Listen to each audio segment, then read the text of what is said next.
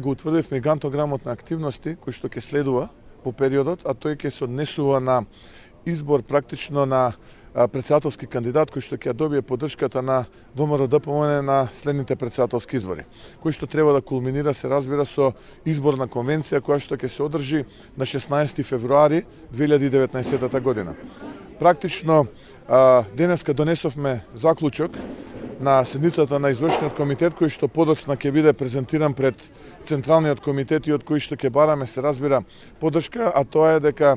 најдоцна до 11 јануари 2019 година ќе биде објавен оглас на кој што согласно законот ќе можат сите граѓани на Република Македонија да поднесат кандидатура, оние граѓани кои што ќе очекуваат и ја бараат поддршката на ВМРО-ДПМН на следните претседателски избори. Огласот ќе трае 10 дена,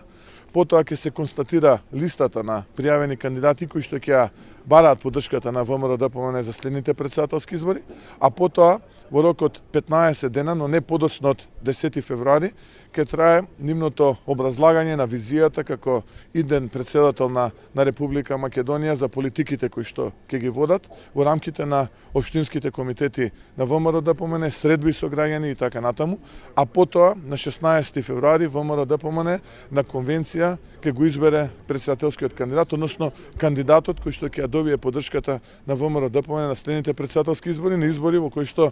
имајќи ја предвид актуелната политичка ситуација во државата, но и новите политики кои што ВМРО-ДПМН ќе ги промовира во периодот кој што следи, очекуваме сериозна победа и победа која што ќе отпочне победата практично на следните предвремени парламентарни избори во Република Македонија на ВМРО-ДПМН и Коалицијата за подобра Македонија.